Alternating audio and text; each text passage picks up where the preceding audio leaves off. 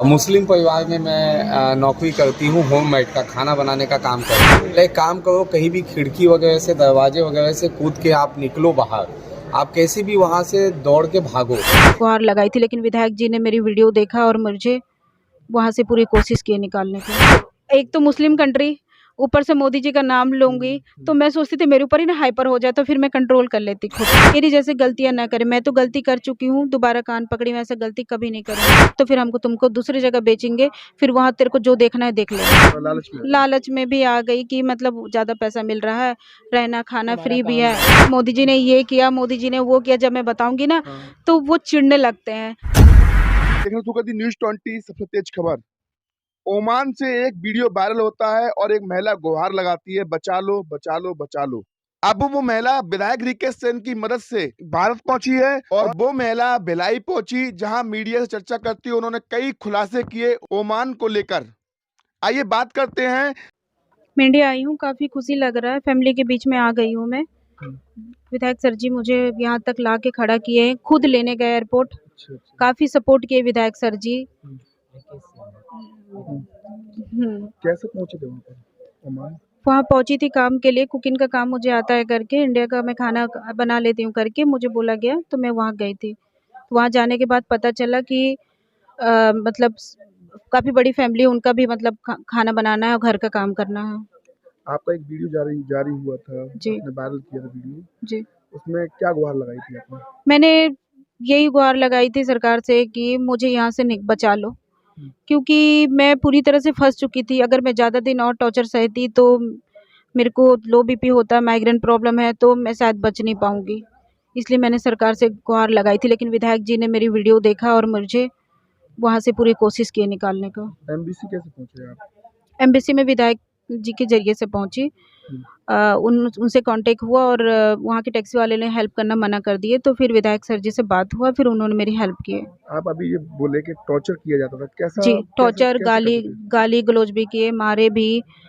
और मैं जब बोली उनको मुझे नहीं रहना है यहाँ पे, तो बोलते हैं 3 लाख रुपए भरो और तुरंत निकल जाओ यहाँ से, वरना 3 लाख नहीं भरने का है तो फिर तुमको दूसरी जगह बेचेंगे, फिर वहाँ तेरे को जो देखना है देख लेना। अच्छा, ऐसा माहौल वहाँ पर था। यहाँ के भी कुछ लोग होंगे वहाँ पर, इंडिया के अपने? बहुत लोग हैं इंडिया से, तो वो लोग क्या लेकिन कहना चाहिए, उन लोग क्या कहना है? उन लोग अपने इंडिया आना चाहते हैं, लेकिन जब तक कोई बड़ा सोच नहीं करेंगे। विधायक जी तो बोले हैं कि हम पूरी हेल्प करेंगे उन जितने फंसी हुई हैं लेडीज, सबको निकालना चाहने के लिए। तो विधायक जी की उससे दुआ सब निकल जाए तो अच्छी बात है। दिल्ली कैसे पहुँचे आप? दिल्ली में मस्कट से जो फ्लाइट थी, एम्बेसी वाले ने जो फ्लाइट किए थे, वहाँ तक दिल्ली पहुँची। उसके बाद विधायक जी ने मेरा टिकट कराया दिल्ली से यहाँ तक का। मेरी 2 बार फ्लाइट मिस हो गई, फिर विधायक जी ने फिर से मेरा टिकट कराया। खुद स्वयं विधायक जी पहुँचे रायपुर एयरपोर्ट जी, मुझे मिलने विधायक के लिए? सर जी मुझे लेने मिलने, और मैंने सुबह से खाना नहीं खाया था, विधायक सर जी ने पूरा सपोर्ट किया मेरा। काफ़ी ज़्यादा तबीयत भी ख़राब हो गए थे, फिर मुझे हॉस्पिटल भी रायपुर में दिखाए। काफ़ी सपोर्ट किया विधायक सर जी, मैं उनके बहुत ज़्यादा एहसानमंद हूँ। जब आपसे वो मुलाकात किए, जी। बातचीत किए, तो क्या चर्चा हुई आपके बीच में, विधायक जी के बीच में और आपके बीच में? आपने क्या बताया? विधायक सर जी ने मुझे बोला, दोबारा ऐसी गलती कभी मत करना। मुझे ये भी बोले कि मैं तुम्हें कोई छोटा यही काम दिला दूँगा, लेकिन ऐसी गलती दोबारा नहीं करना।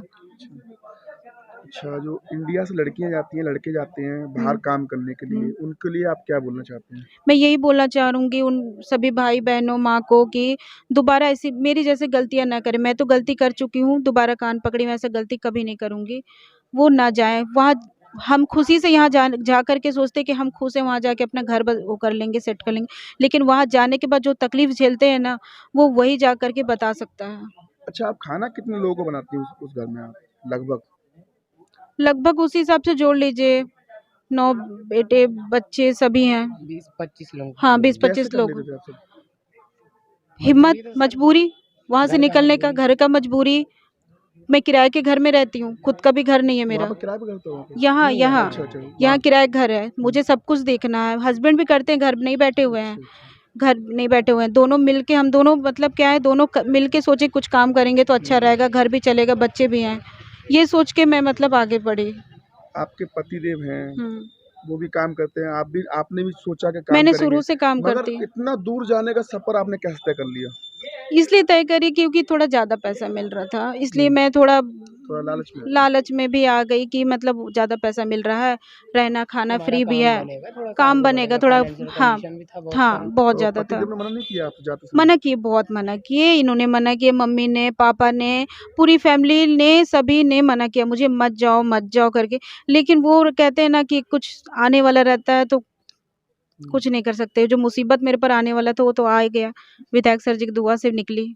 लगभग कितने महीने काम किए वहाँ पर? मैंने 8 महीना पूरा कंप्लीट काम की, रो गा के जैसे भी की, पूरा कंप्लीट की। 7 में 8वां महीने के में उन लोग बोले कि तेरे को यहाँ से हटाना है, बेचना है तो सैलरी देना बंद। अच्छा, मोदी जी के गुणगान करते हैं नहीं करते वहाँ के लोग कुछ? मोदी जी की बिल्कुल नहीं करते उन लोग, क्या बोलते हैं? बिल्कुल नहीं करते। मैं जो बोलूँगी मोदी सच जी बोलूँगी। से मतलब उन अ, उन लोगों को मोदी जी उतना पसंद नहीं है। नहीं है। मोदी जी के नाम से बहुत ज़्यादा मैं अगर गलती से चिढ़ते भी हैं। बोलूँगी ना कि हाँ मोदी जी बहुत अच्छे हैं, मोदी जी ने ये किया, मोदी जी ने वो किया, जब मैं बताऊँगी ना हाँ। तो वो चिढ़ने लगते हैं। तो एक तो मुस्लिम कंट्री, ऊपर से मोदी जी का नाम लूँगी तो मैं सोचती थी मेरे ऊपर ही ना हाइपर हो जाए, तो फिर मैं कंट्रोल कर लेती खुद को। किसके माध्यम से गए थे वहाँ पर आप? अब्दुल्ला के माध्यम से गई थी, वहाँ मुझे ज़ैनब आई थी लेने के लिए। उसकी बहन है। कैसे मुलाकात हुई थी अब्दुल्ला से? अब्दुल्ला से मुलाकात मेरा कभी नहीं हुआ है, जो है फ़ोन के थ्रू ही होता था बातें। तो अचानक किसी पे बगैर विश्वास किए अचानक पहुँच गए वहाँ पर? बोलते हैं ऐसे ही होता है, एजेंट लोग जो रहते हैं वो ऐसे ही करते हैं करके बोले अब होंगे। इनको मतलब हाँ, वो तो किया इसका गया। फर्स्ट टाइम था मेरा ऐसा, गलती तो कभी मैं करना नहीं चाहूँगी, लेकिन फर्स्ट टाइम था, बहकाव में आकर के चली गई मैं वहाँ। अगर विधायक जी संपर्क नहीं हो पाता फिर तो नहीं आ आपको पाती, नहीं आ पाते मुमकिन और नहीं आपको था। बेचने का पूरा पूरा पूरा पूरा पूरा हो चुका था, कभी नहीं आ पाती। विधायक सर जी नहीं होते, नहीं हिम्मत दिए होते और मेरे हस्बैंड क्या बोलते हैं, नहीं आए होते विधायक सर जी के पास कोई आवेदन लेकर के, तो मैं कुछ नहीं कर पाती। इन्होंने मेरा वीडियो और क्या बोलते हैं वो एक लेटर बना के सभी लेकर के आए, विधायक सर जी से हेल्प किए, वो जबकि हमारे एरिया के हैं भी नहीं ना, तब भी हमारा इतना हेल्प किए। मैं उनसे हाथ जोड़ के उनसे मैं थैंक यू सो मच बोलना चाहूँगी। और मेरे से गलती हो गया, मैं वहाँ गई, बहुत बड़ी गलती की, दोबारा ऐसी गलती मैं कभी नहीं करूँगी। अच्छा, जो भिलाई की जनता से क्या बोलना और इंडिया के लोगों से क्या बोलना चाहते हो आप? यही बोलना चाहूँगी, मैंने तो गलती कर दिया है, अब वो माँ भाई या बहनों से कि दोबारा वो कभी ना जाए। मुझसे गलती हो गया बहुत बड़ा, मैं गई थी। खासकर मुस्लिम कंट्री में तो ना ही जाए। ना जाए। मुस्लिम कंट्री में तो ना ही जाए, महिलाएं हो, बिल्कुल ना जाए, क्योंकि बहुत ज़्यादा इनके साथ जो भी हुआ था बहुत अलग जगह से भी आते हैं। ये जो परिवार है, जो भी दीपिका, इनके पति जो हैं लाइन में लगे हुए थे जन दर्शन में। ये भिलाई के रहने वाले हैं, मेरे विधानसभा से नहीं है, खुर्सीपार में रहते हैं। ये जन दर्शन में एक आवेदन दिए कि मेरी जो पत्नी है वो ओमान में है और होममेड के काम के लिए वहाँ पे गई हुई है और इसे बंधक बना लिया गया है। ना सैलरी दे रहे हैं और बहुत मारपीट कर रहे हैं, उनका वीडियो भी जारी हुआ है, तो कृपया करके आप बचा लीजिए मेरी पत्नी को। तो मैंने तत्काल इस आवेदन को लिया और मैंने संबंधित पुलिस विभाग को एडिशनल एसपी साहब से बात करके, पुलिस अधीक्षक से बात करके, संबंधित टीआई से बात करके मैंने पहली प्राथमिक दर्ज कराई कि आप जाइए और तत्काल पहले रिपोर्ट कीजिए, उसके बाद मैं आगे के प्रोसेस के लिए करता हूँ। अब चूँकि विदेश से लेके आना था, क्योंकि ये फॉरेन मिनिस्ट्री का काम होता है, मैंने ट्वीट करके और मैंने संबंधित गृह मंत्री जी से बात करके, अपने सरकार माननीय मुख्यमंत्री जी से बात करके, विधानसभा अध्यक्ष डॉक्टर रमन सिंह जी से बात करके उनके संज्ञान में मैंने लाया। इस बीच में इनसे फ़ोन में बातचीत चालू हो गई। इनका एक फ़ोन कहीं से ये व्यवस्था की और इनका कॉल आया, तो मैंने इनको बताया कि कुछ मैंने सूझबूझ से बताया कि मैं अगर फॉरेन मिनिस्ट्री के थ्रू जाऊँगा तो वो भी जल्दी होगा, लेकिन आप एक काम करो, आप अभी घर में कौन कौन है? तो इन्होंने बताया कि एक बूढ़ी माँ है और उनके 9 बेटे हैं और मुस्लिम परिवार में मैं नौकरी करती हूँ, होममेड का खाना बनाने का काम करती हूँ। कोई अब्दुल्ला नाम का व्यक्ति है, हैदराबाद से जो है यहाँ पूरे देश भर की महिलाओं को वहाँ पे लेके जाता है। तो मैंने तत्काल जो है इनको कहा कि एक काम करो, तुम बाहर निकल सकती हो? तो इन्होंने कहा कि हाँ मैं कोशिश कर सकती हूँ।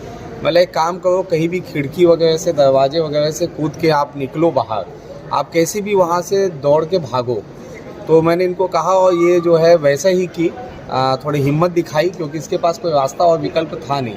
ये वहाँ से घर से भागी। मैं इनको कहा कि आप एम्बेसी तक पहुँचो, तो एम्बेसी तक कोई भी टैक्सी वाला ले जाने को इनको तैयार नहीं था।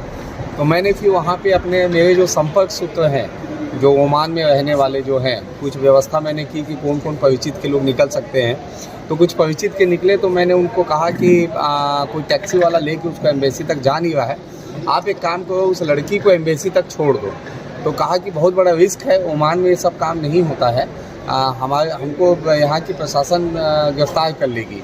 मैंने कहा थोड़ा मेरे लिए कर दो मानवता के नाते, क्योंकि आप भी भारतीय हो। तो उसने कैसे भी करके इस लड़की को एम्बेसी तक छोड़ा। एम्बेसी तक जैसे ही छोड़ा तो मैंने लड़की से कहा कि तुरंत पुलिस जो एम्बेसी के अधिकारी उनसे मेरी बात कराओ। एम्बेसी के अधिकारियों ने कहा कि सर ये बहुत पॉसिबल नहीं है, क्योंकि अभी भी 50 लड़कियां के लगभग यहाँ पे मौजूद हैं एम्बेसी में, जो भारत वापस आना चाहते हैं। जो अब्दुल्ला नाम के व्यक्ति ने पूरे भारत के लोगों को परेशान करके रखा है, लोगों को झूठ बोल के वहाँ पे ले जाते हैं और बेच देते हैं। उसके एवज में दीपिका को वहाँ भेजने के एवज में उसे 2 लाख रुपये मिले थे। तो मैंने एम्बेसी के अधिकारियों को निवेदन किया कि मैं यहाँ पे MLA हूँ और मेरी विधानसभा क्षेत्र से है, आपसे निवेदन है कुछ ऐसा कीजिए कि इसको आप दिल्ली तक इसको फ़्लाइट में बैठा दीजिए, और अगर आप कानूनी तौर पे नहीं कर सकते हैं तो मैं फ़्लाइट की टिकट आपको उसका फेयर देने को तैयार हूँ, आप इस लड़की को उसमें कैसे भी बैठा दीजिए। तो उन्होंने कहा ठीक है, उसकी आवश्यकता नहीं पड़ेगी, हम जो है दिल्ली तक इसको भेज देते हैं, दिल्ली के बाद का खर्चा आपको देखना पड़ेगा। तत्काल मैंने फिर उनको धन्यवाद कहा और ये दिल्ली से यहाँ तक के लिए मैंने इसकी टिकट कराई। लेकिन आज क्योंकि टर्मिनल चेंज करना पड़ता है दिल्ली एयरपोर्ट पे, ये टर्मिनल चेंज नहीं कर पाई और मिस हो गया फ़्लाइट। लेकिन वहाँ पे इंडिको के मैनेजर से बात करके, वहाँ के एयरपोर्ट प्रशासन से बात करके 6:55 की फ़्लाइट से इनको बैठाया गया और इसको यहाँ पे लाया गया। आगे की बातचीत, क्योंकि ये पूरा विषय जो है पुलिस प्रशासन से संबंधित है, इनका जो बयान पुलिस में होगा और उसके बाद जो अब्दुल्ला जैसे गिरोह को पकड़ने का भी काम होगा, मैं गृह मंत्री जी, माननीय मुख्यमंत्री जी, डॉक्टर रमन सिंह जी और हमारे अमित शाह जी और विदेश मंत्री मीनाक्षी लेखी जी का धन्यवाद देना चाहता हूँ कि सबके प्रयासों से ये लड़की जो है सही सलामत अपने छत्तीसगढ़, अपने भारत वापस लौट आई है। सबको धन्यवाद देता हूँ। बाकी 50 लड़कियों को भी लाने का आज से काम चालू होगा। भारत दीपिका पहुंची हुई हैं और उन्होंने बहुत महत्वपूर्ण बातें बताई। उन्होंने ये भी कहा कि अपने इंडिया के लोग बाहर नहीं जाना चाहिए। हमारी खबर आपको अच्छी लगे, लाइक से सब्सक्राइब जरूर करें। जय हिंद, जय भारत।